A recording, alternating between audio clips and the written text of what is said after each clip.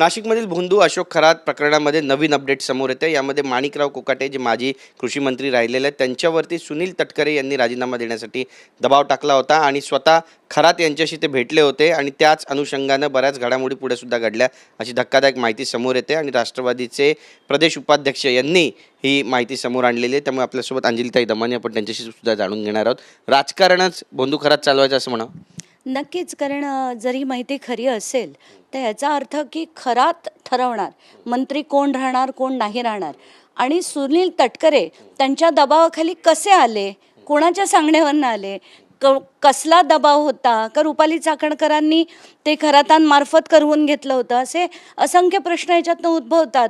पण महाराष्ट्राचं राजकारण हे खरात चालवत होता का हाच मोठा प्रश्न आहे, कारण सगळेच राजकारणी त्यांच्या दाराशी जायचे, ते कशाला जायचे याचा अजून उलगडा झालेला नाही। यामध्ये एक धक्कादायक माहिती अशी पण समोर आली आहे की सुनील तटकरे यांनी अजित पवार यांना अंधारामध्ये ठेवून स्वतः देवेंद्र फडणवीस यांच्याशी या संदर्भामध्ये बातचीत केली होती आणि राजीनामा मागितला होता माणिकराव कोकाटे। मला जे असंख्य लोक सांगतायत की सुनील तटकरे आणि अजित पवारांचं 1 ते 1.25 वर्ष पटत नव्हतं, त्यांचे वारंवार खटके उडत होते, ते अजित पवारांची अनेक गोष्टी लपवायचे, स्वतः काही काही गोष्टी करायचे आणि जसं म्हणतात ना की शिंदेंचे उदय सामंत हे फडणवीसांच्या जवळचे आहेत, तसेच अजित पवार गटातले तटकरेसुद्धा कधीही भाजपच्या वाटेवर जातील अशी देखील माहिती होती। दुसरं अशी पण माहिती समोर येते की सिम कार्ड फार जास्त भोंदू अशोक खरातनं वापरले होते। हे नेमकं प्रकरण काय?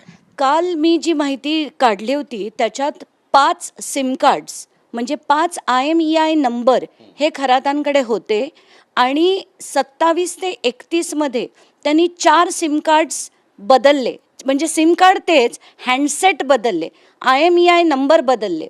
तर याच्यावरनं क्लिअर कट आपल्याला दिसतंय की काहीतरी षडयंत्र होतं, कारण 31 तारखेला सकाळी ते दिल्लीसाठी रवाना झाले होते आणि दिल्लीच्या एअरपोर्टवर सुद्धा त्यांनी एक सिम कार्ड बदललं होतं।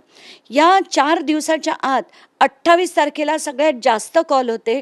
ही सगळी माहिती मी कालच SIT कडे पाठवलेली आहे। नक्कीच ताई, पण या प्रकरणामध्ये आणखी पुढे पण धक्कादायक खुलासे होतील असं म्हणावं? नाही, नक्कीच, कारण हे 4ही हँडसेट जप्त झालेत की नाही, त्याचा फॉरेन्सिक स्टडी झाला की नाही, त्याच्यावरनं का ते कॉल केले गेले, कारण मी जेव्हा क्लॉडला हा प्रश्न विचारला तेव्हा ते सस्पिशियसली केलं जातं जेव्हा ट्रॅकिंग होऊ नये असं आपल्याला वाटतं, तेव्हा हे असे हँडसेट बदलण्याचं काम केलं जातं, म्हणजे सेलफोन ट्रॅक पटकन होत नाही।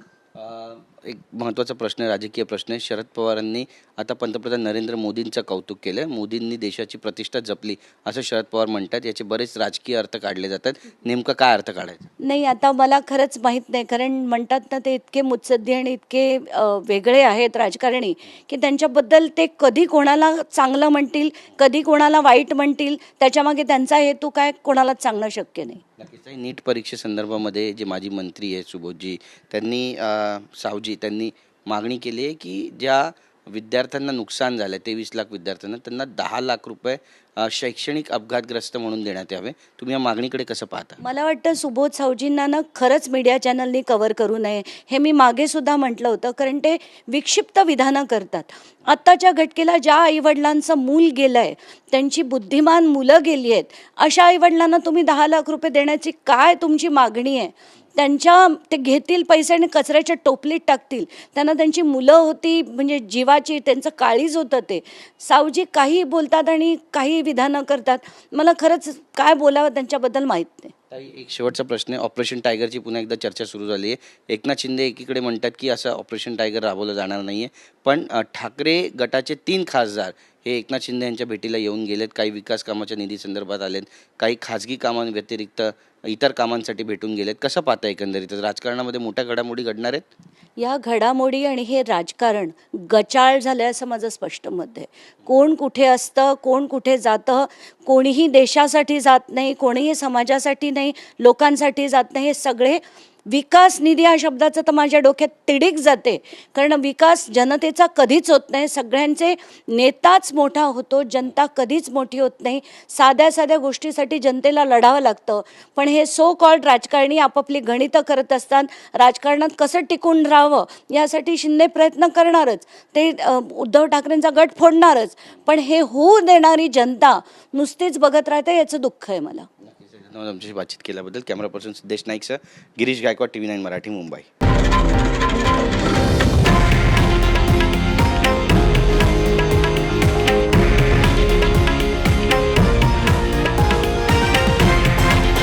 हे आहे देशातील नंबर 1 न्यूज नेटवर्क आणि आपण पाहत आहात TV9 मराठी, एकमेव.